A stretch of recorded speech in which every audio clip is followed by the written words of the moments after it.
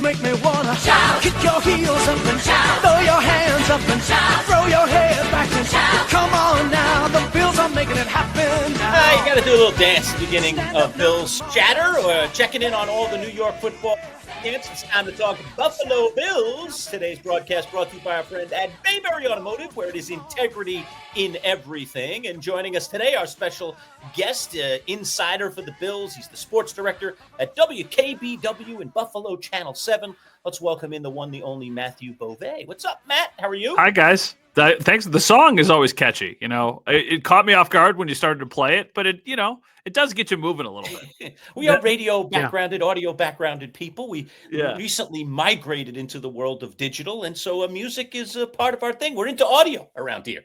I love that. It was a nice setup. It started things on a high note. Well, Matthew, I just want you to know that me and Lerch had sort of worked on that choreographed dance routine for the last couple of weeks, so I hope you sort of noticed that in the sync hand motions. Okay, beautiful. One side back to the other side. You guys looked like you were celebrating over a wax on, wax off action. Yeah, well done. The tango that I learned all those years ago from my wedding, Boy Green. I don't know if we worked quite as hard as that, but yes. All right. Let's talk all things Buffalo Bills. Boy, I hate to get into problems right away, but problems there are. James Cook, second day now in a sit-in after doing some practicing. Obviously wants an extension on his contract. Here's a look at the comments. He keeps calling it, "Why are you sitting out?" He says, "Business." So tell us what's going on with James Cook. Well, he wants more money. The Bills are trying to figure out if they can give him more money and how much money is too much money, because I think that both sides want to get something done. The issue, I think, from the Bills' standpoint is that James Cook is not a running back who gets 70, 80% of the snaps. He's less than 50% snaps per game. So they've got a rotation of running backs that they like. That does not mean that James Cook is not far and away the most effective. But if he wants to be compensated like a top 2-3 running back in the NFL, are the Bills really willing to give that to somebody who only is on the field for about 50% of their offensive snaps? So I think it's kind of a game of chicken right now. This did kind of surprise me and a lot of people, the fact that he came to minicamp and then he came to the start of training camp. You kind of thought, okay, well, I guess this is not really a story. Well, he made it a story again by choosing to kind of sit off on the side. Yesterday, he worked off on the side. Today, he was only out at practice for a couple minutes and then went inside and did his own thing. Wow. I wonder how much leverage he truly has, though, because it does feel like the Bills have more of the leverage in this situation. So I'm not sure where it goes from here, but I don't know if this is going to be okay, he's holding in for the rest of the summer. I feel like he's probably just going to get back on the practice field soon. And Matt, real quick here on James Cook, if you can explain that a little further. You say that he does not play a ton of the snaps. Is that because the Bills don't think his body can handle more of the snaps, or they just like the other running backs in the room? And they're at the buffet. They like a little flavor of this, a little flavor of that. I think it's that. I think that they've got different skill sets that they like to utilize. And James Cook is a very talented pass catcher, and he's become a strong in-between-the-tackles guy. But Ty Johnson is their third down back. I mean, you guys are familiar with Ty Johnson from his time with the Jets. He's phenomenal. I don't think he was phenomenal when he was with the Jets, but he's really, really good with the Bills. He's a great blocker, and he's a good pass catcher. And then Ray Davis was a fourth-round pick from last year, and he only started one game, coincidentally, against the Jets, and had more than 150 total yards in that game, and certainly looked like he could be somebody who could take on an expanded workload. It's a really good situation for running backs. You have the MVP at quarterback, and you have a phenomenal offensive line. When you were playing against the Bills, you were trying to stop Josh Allen, and then the running backs usually are your second focus. Well, that's why I think the Bills have this trio of guys that they really like, and I think they would like to keep James Cook for the long term. I just don't know if they're willing to give him that money he's asking for. Ugh, what a dilemma.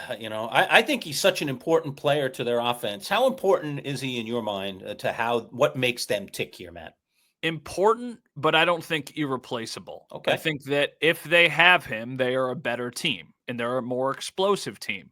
But then I go back to the one game that he missed, and the sample size is not huge, but Ray Davis looked good. Ray Davis averaged almost 5 yards a carry against the Jets, and he had 55 receiving yards in that game on Monday Night Football. So it's like, okay, how much do you truly need James Cook? I think he's important, and I do think that they're going to get something done. I just don't think it's going to be around that number that was floated out there by James Cook or James Cook's camp or his brother on social media. Like, I just don't see a world where they are giving that guy $15 or $14 million a year. That just doesn't seem like it makes sense from the Bills.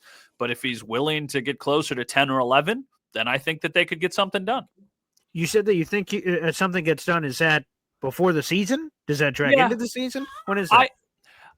I think that if it gets done, it gets done before the season. And if it doesn't get done, then it just doesn't get done. And then the Bills have to decide, are they going to franchise tag him, or are they just going to basically move on or trade him somewhere or do something with him on the franchise tag. So I think that it'll get done just because, there was a Tom Pelissero report out there that the two sides aren't very far off. And Bean was asked about it a couple times today. He was on WGR in Buffalo. He was also on One Bills Live. And, he didn't necessarily, he's always very close to the vest with this stuff, but he didn't pour water on it either. So that's why. And the other thing too is the Bills have given extensions right before the season several times to other players. So it would not be something they're not comfortable doing. They did it with Dawson Knox. They've done it with Deion Dawkins. They've done it with other players over the last couple of years where it's like, okay, we know that you want a new deal. This is what we're willing to do. So that's why I do still think, though, that the Bills have more leverage than the player does. Look, teams do tend to get nicked up in camp, Matt. It seems like it's running a little rampant in Rochester, where they have training camp, St. John Fisher, and with this Buffalo Bills team. Let's talk about Khalil Shakir, his injury.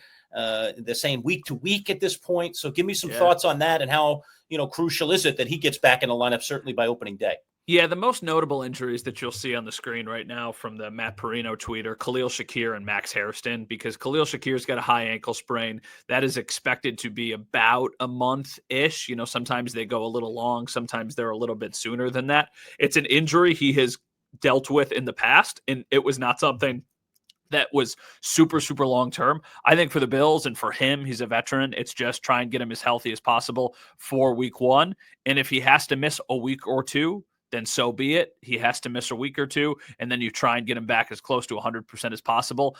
That said, though, they're 5 weeks from their opener. I would anticipate that he's probably back out there by then. Max Hairston's interesting because when he first was injured, it looked bad. It looked really, really bad. Then after the initial tests came back, his ACL was intact. It looks like it's an LCL injury. Those are usually about a month-long injury or recovery as well. The interesting thing there, though, is he was in a competition for the starting cornerback job. If he's not available, he's certainly not going to win that job. And then what is his path onto the field? And I don't know what that is. A lot of that would depend on how Tre'Davious White does. So he's going to probably be their cornerback too. So those are the two most notable. All of these other names, not nothing, but none of them are really projected to be long-term injuries. So those are the only two that right now I'm kind of like, okay, let's see how long those linger. Sometimes, when we see injuries, in certain colleges, it's upper body, lower body, this or that. Pelvic area. That's a new one on Tyler Bass. What's going on there? Yeah, pelvic area is a new one on Tyler Bass. That's just a, hey, man, get right. Get everything feeling better and just get back when you need to get back. So he hasn't practiced, though. Like, he's been out on the practice field, but he hasn't kicked. So I think that's probably hey, we'll get you back on the field actually kicking in a week or two. Just try and be right by the time the season starts. Man, kicker injuries, never any fun. All right, what is fun is the Bills are going to be appearing on Hard Knocks. Episodes coming out soon. The cameras have been rolling. What are you hearing about it, Matthew? What's the buzz about the Bills and Hard Knocks and how this is going to go down? The cameras are everywhere. It's hard not to notice them when you're at training camp. Literally, they're all over the place, and it's a lot, honestly, and it's cool.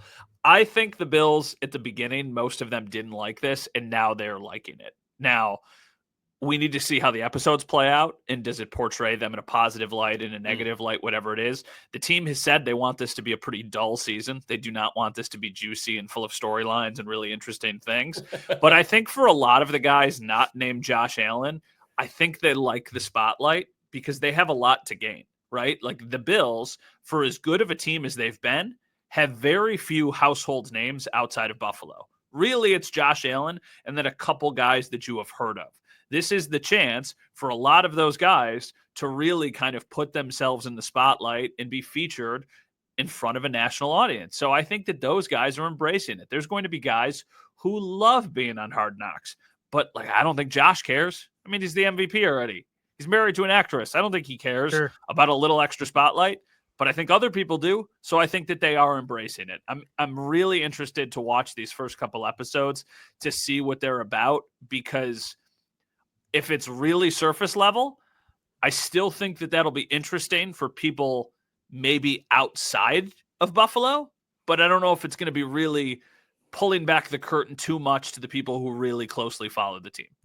Two questions on this, Matt. First off, have you instructed the cameras to get your good side? And number two, do you know any of the rules with Hard Knocks? Because we've heard over the years that sometimes that the teams can have some say on what gets shown. For instance, I remember for the Jets, Robert Saleh and Joe Douglas did not want players getting cut shown on camera, so they wanted to do it in their own way, and they were very creative with the edits on how they were able to do it and execute it to honor what the Jets wanted, but also try to get whatever entertainment value, for lack of a better word, that they can get out of it themselves.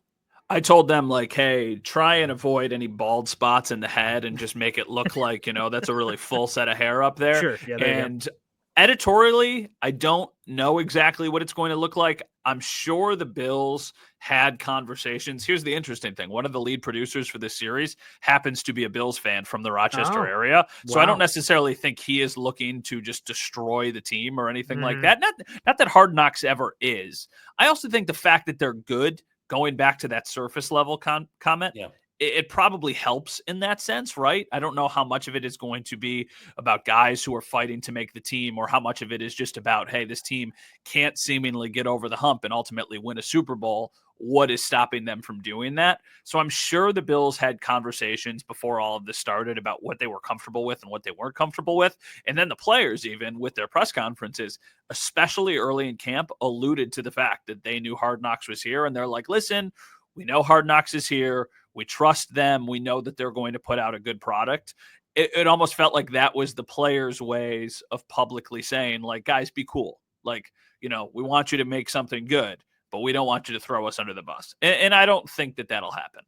Talking with Matthew Bové, sports director for WKBW Buffalo Channel 7, one of our Bills insiders. Today's broadcast brought to you by our friends at Bayberry Automotive. Let's just take 30 seconds to learn a little bit more about our friends at Bayberry. Integrity is a word that some people just throw around in life. But at Bayberry Automotive, integrity is everything. Integrity of their mechanics, who are all experienced and certified. Integrity in the work they perform, with nothing but 5-star reviews from satisfied customers on Google. Integrity that goes along with family, a family-run business that treats you like one of their own. Integrity in everything. Bayberry Automotive. BayberryAutomotive.com. Located on Route 57 across from Bayberry Plaza, the premier choice for auto repair in Liverpool. All right, back on the Manchild Show with Boy Green Digital at MC Show Digital. Don't forget to like our video. Also hit the subscribe button. We'd love for you to be part of our subscription community. Matthew Bové is talking with us, one of our Buffalo Bills insiders.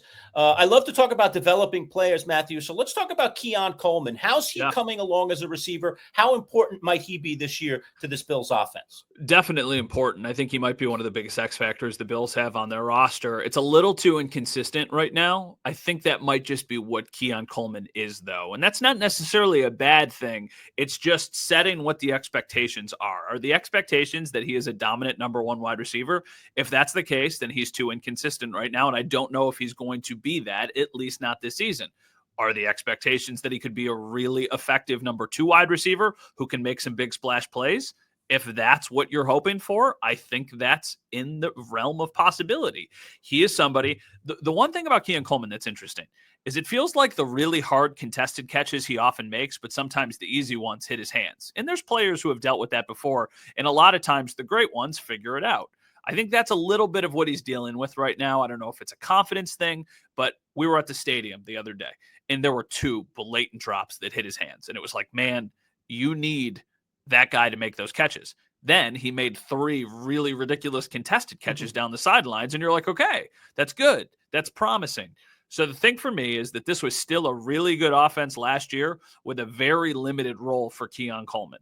if you get even just a somewhat productive player, I think that really could be the thing that takes the offense to the next level. There was a game that he had last year against the Seahawks where he was a dominant player. In that game, the Bills just destroyed Seattle. They couldn't stop them anywhere, and I think Keon Coleman was a big reason why. So if you start to get that every couple games, I think that this could be a bit more of an explosive offense. They were already a really, really, really great offense, but I think this is about getting them to be a little bit more explosive, and I feel like he is a big factor in that. Let me ask you, speaking of receivers, Brandon Beane seemed to take it personally, the whole wide receiver thing earlier on the radio station, where that was brought up as a potential perceived weakness. Brandon Beane seemed to not appreciate that very much. What is that? Is that just outside national media chatter for the most part, where we say the Bills don't have enough wide receiver weapons, or is that something that's often discussed locally? No, it's definitely discussed locally pretty frequently, just because I think when you go from Stephon Diggs, a dominant number one, to no number one, it was a very valid concern going into the season. Then into the season, they play a game against the Jets on Monday Night Football. They squeak out a win. The next day, the Jets trade for Devontae Adams. They trade for Amari Cooper. So clearly they thought they needed more from the wide receiver position. And even after they did the trade, Amari Cooper really didn't pan out, but the offense still was putting up 30-something points a game and moving the ball pretty consistently. I think you have the lasting thoughts of the last game you played, which was against the Chiefs. And in the AFC Championship game, they needed a playmaker or two to make a play that did not happen. So it's easy to say, okay, the offense needs to be better, or the offense needs another wide receiver. But then, as you start to think about it a little bit more, you can also say, well, the Chiefs' offense wasn't that great last year, and they torched your defense continuously in that game, and you gave up 32 points, which you never thought was going to happen going into the game. So I think that it's still tough getting used to the fact that they don't have a true number one, and there's a lot of people who are searching for them to finally get that. But last year, they proved that they didn't need it. That said, a lot of things went right. They didn't turn the ball over. They ran the ball really, really well, and Josh Allen won the MVP. So chances are he's probably going to turn the ball over a little bit more. The offense might not score as many points, and maybe he doesn't win the MVP.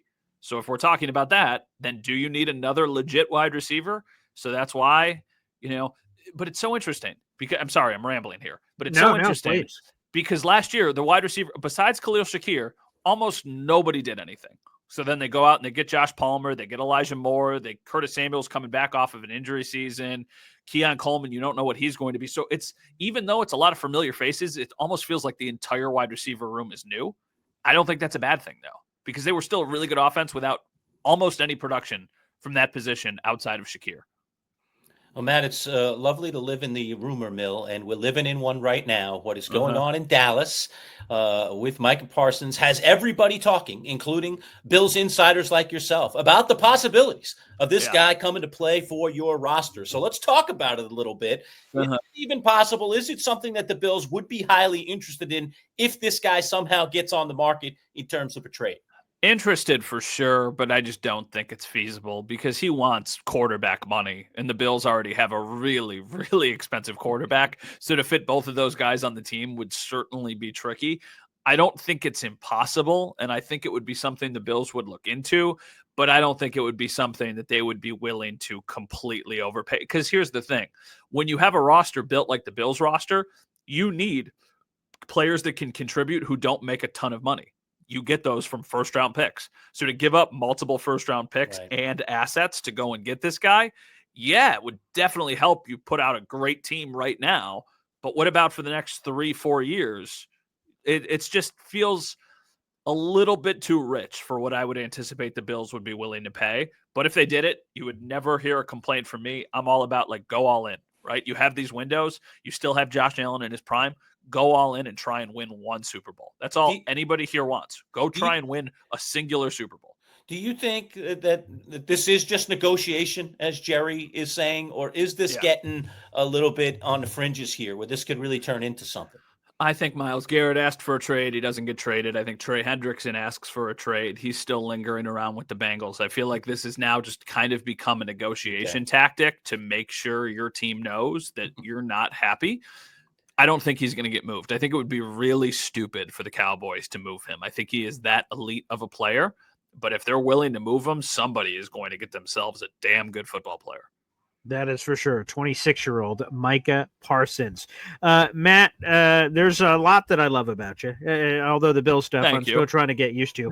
But the project that you've done with the Bill Stadium, that it's going to be closing its doors and opening a new stadium, there's good and bad feelings about that. I'm sure excitement for the new stadium, but, nostalgic about the other. And I throw this up on the screen, the 52 years of Fandemonium, an unbelievable project that you and your team worked on, and it's a docu-series. There's all kinds of episodes. I'd love to just provide a pulpit here for you to sort of go to town about obviously look at all of the Bills eras that are represented on the screen here with this graphic. A really cool project, and I've seen a lot of the clips on social media have gone viral with people really appreciating the work you guys put in. Well, thank you for giving me the opportunity to talk about it, because it was a really just awesome thing to be able to put together. So the thought process was, as we're getting ready for the final season inside the current Bills Stadium, let's find a part of the calendar where we could actually kind of give this the time that we thought it deserves. Because during football season, listen, the audience would probably be bigger during football season because people are in football mode. Sure. But there's also a lot of football things to be talking about during football season. So it felt like it kind of fit in this little void in between mini camp and training camp. So we started working on it even before the draft and just collecting interviews with different greats from the Bills from years past, but also fans, also employees of the team, and people who really, really love this organization, and then go into the new stadium and show a little bit of what the new stadium is going to look like. So it was definitely something that was cool to put together. It was a very emotional process for a lot of people. A lot of people just broke down in tears when talking about this, because it's something on the surface, it's a building. It is just a stadium. But then you start to think about your favorite moments in that stadium, and it brings you back to the people you care about and who you had those moments with. So a lot of people would be, a pretty common question was, do you remember your first time at the stadium? And a lot of people who are now adults were like, oh yeah, I remember going to the stadium for the first time as a kid with my mom and my dad. And they brought us into the stadium, and it was the biggest building we've ever seen. And now they're no longer with us. And every time I go into that stadium, I think about them again. And if you're a human that has a pulse, that's probably going to make you emotional. Right. So that was a continuous theme that kind of kept coming up. And just to sit there and have people like get visibly emotional having these conversations with you turned out to be really powerful. So we're really happy with the way it turned out. All of the episodes are available on our website. There's 7 of them. We kind of start at the beginning, work our way through the eras, and then end with, a final goodbye and a look into the new stadium. So we're happy with how it turned out, but this is a very, very bittersweet season for Bills fans. Because real quick. Yeah, Matt, go ahead. Just Matt, if you could plug it. What's the website? Where can people find these episodes? Is it available beyond the website on YouTube? Where can they find everything? Yeah, so everything right now is available on our website, WKBW.com. There is a tab right there. It says 52 Years of Fandemonium, and you can watch all 7 episodes. The episodes will eventually be uploaded to YouTube, but they're not on YouTube yet. We're just trying to figure out when the right time strategically to get those on the web or on YouTube is. So that's eventually going to be happening. But yeah, WKBW.com, definitely the easiest place to find it right now. I mean, locally, if you lived in Buffalo, they were on television every single week. There was a new episode debuting. But obviously, this is a different generation. You can't just put something on TV anymore. You got to put it on as many platforms as possible. Matt, take us into the new stadium. I mean, I know it's still being built, but what do you know about it? I've seen the drone shots, some stills. It looks incredible. It is going to be an open air stadium, so you're not getting any kind of roof on this place. You know how those Buffalo folks are. They like that weather. They like shoveling that snow, I guess. Let's talk a little bit about what you've seen of the stadium so far. What can you tell us about what it's going to look like? It's going to be a palace, right? It's so unlike what they had, because their current stadium, for as fantastic of the memories and all this stuff is, it's a dump. Like, as far as NFL stadiums are concerned, it is not a very nice stadium. This new one is going to be gorgeous. So I think that's going to take some getting used to. It's funny because the no roof thing, a lot of people have opinions on, and I totally understand that. And you look at some of the issues the Bills have had in the past, and it's like, oh, well, you didn't put a roof on it. Well, you cancel games because you can't play because it snows too much, and you have to move all these playoff games. And the thing that I don't think some people understand is that these things would happen regardless of if there was a roof on the stadium. These games don't get canceled or moved because of the weather at the game. They get canceled or moved because people can't physically get to the stadium. Right. So it doesn't really matter if there's a roof or if there's not a roof. The one nice thing from fan perspectives is that about 2/3 of the seats are covered. So there's an overhang on the roof and it kind of goes over the top. So the best seats are actually the ones that are uncovered because you're the closest to the field. But that's what the Bills wanted. The Bills did not want the elements of weather to be taken out of the game. I could go either way with the argument. I could have said, I think that you put a retractable roof on it, and then you don't have to deal with it as much as as weather as often as you do, and you could use it year round for events. But then there's the football purists, like the people who are paying the Bills to build this stadium, who really want the elements of football to still be in it. And the other thing too, is football has become so catered to television because it is such a massive part of the game. The TV contracts are so ridiculous. When there's snow in the air, it makes for really great TV.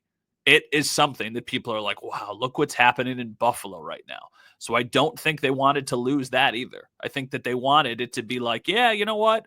There's a roof in Detroit. They're putting a roof on in Cleveland, but in Pittsburgh, there's still snow. In Buffalo, there's still snow. In Green Bay, there's still snow. Like those football cities that you think of, they're not afraid of the element. So I think that played a factor. But you're looking at the renderings right now. Right. I've went in it. It's incredible. It's breathtaking. It's built almost straight up, so it feels like you're right on top of the stadium. The sound is apparently going to be incredible because it's all going to sit under those canopies. And just once the sound goes up in the air, it's going to bounce back down and make it that much louder. And it's already a loud, intimidating place to play now. So I can't imagine what it's going to be like then. So, yeah, it's going to be weird getting used to the Bills having a nice stadium, but that's literally less than a year away. Their stadium will be done a year from right now. And for folks that don't know, it's being built literally right next to the stadium. Directly across the street. So the plan for the Bills right now is to play this final season at their current stadium, then move into the new stadium next year, and then after next season, demolish the current stadium. So there will be one season where both of them are standing. But then after they play their full season, then they're going to demolish the old stadium and what I would assume turn that into parking and then also like mixed use restaurants, bars, right. Stuff that people put around stadiums. Matt, there may be a logistical reason for this. Why will there be a season where both of them are standing up next to each other as opposed to just immediately demolishing the old one? I think maybe it was a built-in insurance policy if they didn't have the current stadium ready that they could try and just, have that in your back pocket. I also just think that even though you could just demolish a stadium, it's not as simple as it's gone. Then all of a sudden, that's what I mean. It would still be kind of a mess over there. So I think they want to deal with that mess when they have the time to kind of handle it properly. So that's why the plan is for the current stadium to be demolished in May. So after football season is ended, while you still have several months to kind of level it, fill in the hole that will be there, turn it into parking, and turn it into whatever it's going to be. Right. Well, Matt, as a former TV guy, I have to say I always love interviewing TV guys, and that's because we're always succinct. We apologize when we start actually telling a story, which you did in the middle of this interview. So it's just so much appreciated. You guys, all those TV guys, we talk in sound bites. We like to get to the point. I love it. I love it. It was just great to touch base with you, learn a little bit more about what's going on in Bills camp, and obviously this cool project that's going to turn into a stadium pretty darn soon. Thanks so much for the time, man. We really appreciate it. Thank you, guys. Appreciate you having me on. Have a great rest of your day. All right. And actually, Matt, Matthew Bové, you got something, Boy Green? Yeah, I just real quick, just because we talked about him in passing. Yeah, that league reigning MVP guy and Josh Allen, Matt. I'm just kind of curious to end here.